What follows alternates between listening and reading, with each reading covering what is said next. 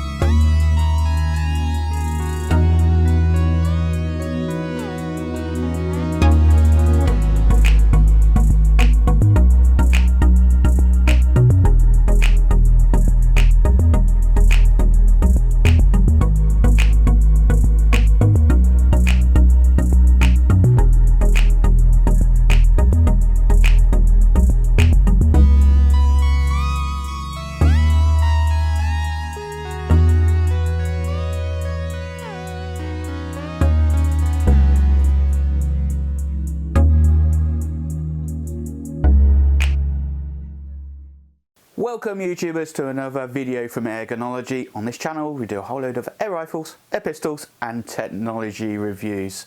So don't forget to hit that subscribe and that bell notification so that you're informed about all of our new videos.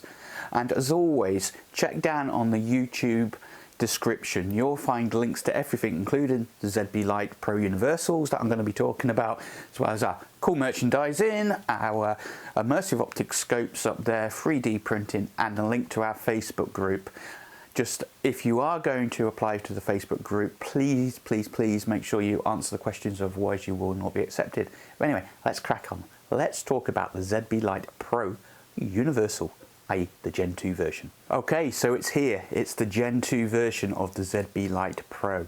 This is basically an adjustable mount for your rifle scopes, digital scopes, or anything else that you want to attach to it. So the Pro version, the ZBLite Pro, compared to the Pro Universal, the Gen 2, I'll keep calling this the Gen 2 from now on, it's a bit of a mouthful, but basically the Pro version, the original, has been around now for a good 3 to 4 years. We've been selling these on Airgunology, gone very well, and people love them. And what we now have is the Gen 2 version. And the main distinguishing feature between the two is that you'll see, if I hold, and I'll leave some proper pictures, but you'll see that the Picatinny rail on top has been modified, changed, and there's now holes in it.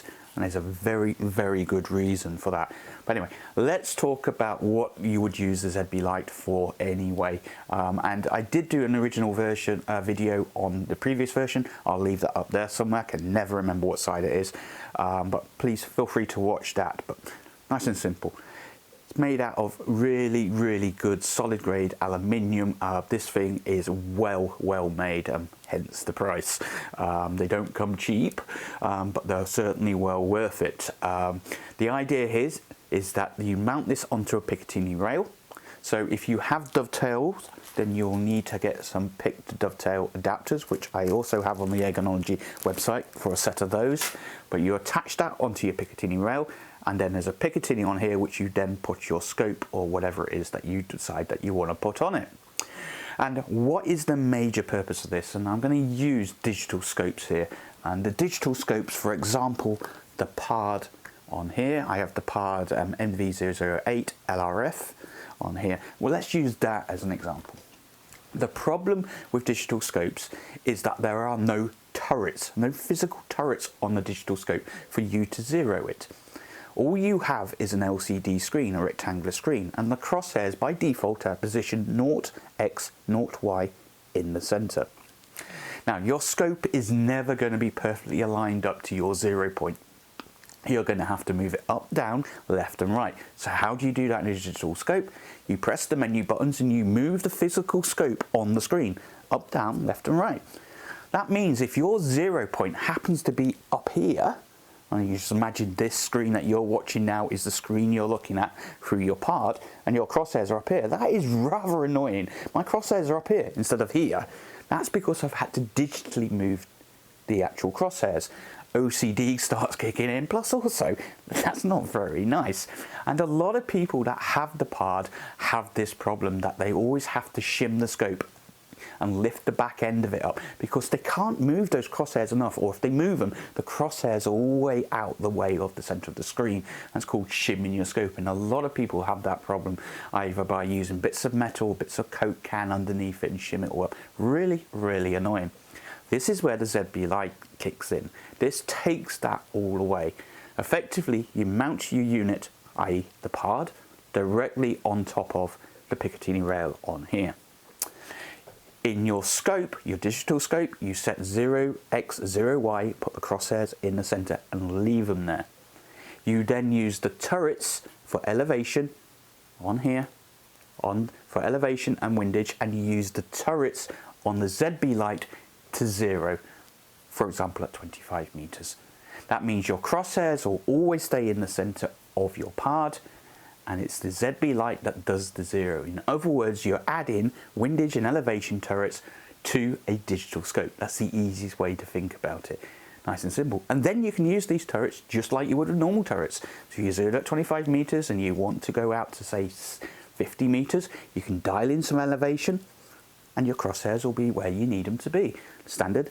I think these are quarter turn MOA clicks. I'll leave a little fact sheet on screen for you to see here. Nice and simple.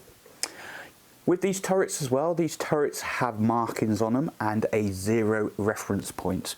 And once you've actually got your 0, let's say to 25 meters, take a 1 penny coin or a dime or something and use that to remove the screw on the front.